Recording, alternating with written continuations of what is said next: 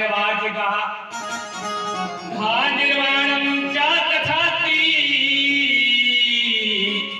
ते राधा प्रकृतिता।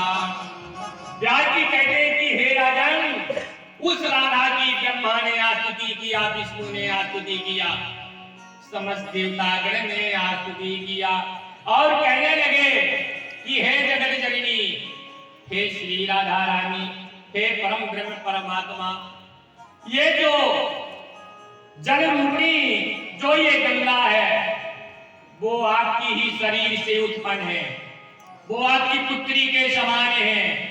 इसलिए हे माता, आप हमारे ऊपर प्रसन्न हो जाइए। व्यास जी कहने लगे कि राजन, ब्रह्मा की आस्तुति को सुन करके, विष्णु की आस्तुति को सुन करके, देवताओं की आस्तुति को सुन करके राधा जी प्रसन्न हो गई।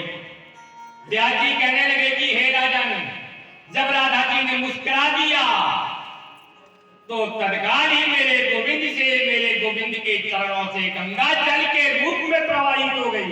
बोलिए वृंदावन बिहारी लाल की जय, गंगे माता की जय।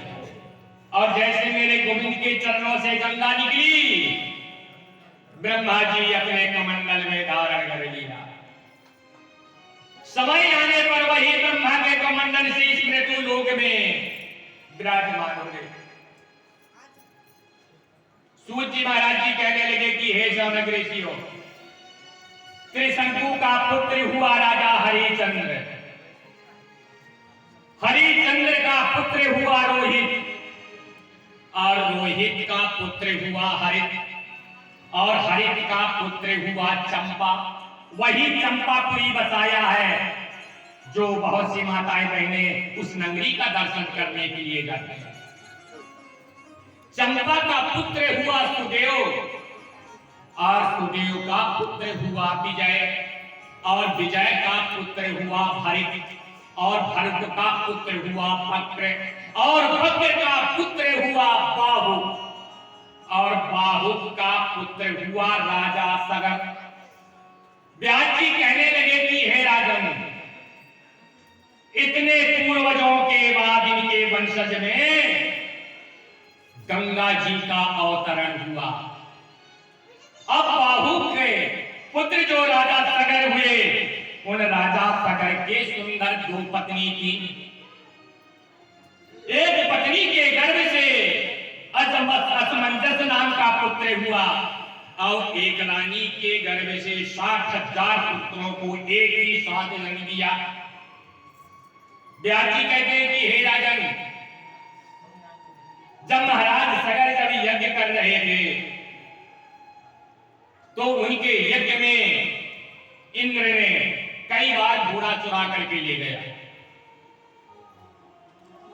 और जब घोड़ा चुरा करके ले गया तो असमंजस ने विवाह किया। उनका पुत्र हुआ अंशुमान। जो असमंजस थे, अपने पिता का व्रत पालन करने के लिए उन्होंने तो विवाह कर लिया, पर वो पूर्व जन्म में महान संत थे। महान संत होने पर में भी मेरे भगवान को उन्होंने प्राप्त नहीं कर पाए इस जन्म में, पर उनको पूर्व जन्म का पूरा पूरा ज्ञान था। असमंजस क्या करते थे, छोटे छोटे बच्चों को पकड़ते और जाकर के सरयू नदी में डाल देते, किसी को कुआं में फेंक देते। अब जब कुआं में फेंक देते तो उनके माता पिता आकर के राजा सगर से बताने लगे कि आज हमारे बालक को और कुआं में फेंक दिया है असमंजस, सरयू नदी में डाल दिया। अब राजा है, उससे कौन लागे? क्रोध हो गए राजा सगर ने। वो ऐसा जानबूझ के करता था ताकि मेरे माता पिता मेरे में क्रोधित हो जाएं, मुझसे अलग हो जाएं और मुझे तिरस्कार करें। इस प्रकार से असमंजस मन में विचार किया, पर ऐसा नहीं था। भगवान को प्राप्त करने के लिए असमंजस ने ये मार्ग को अपनाया। व्यास जी कहते हैं कि राजन,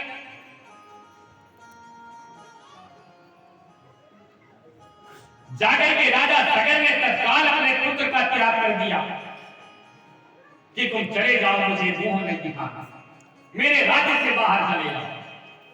जाकर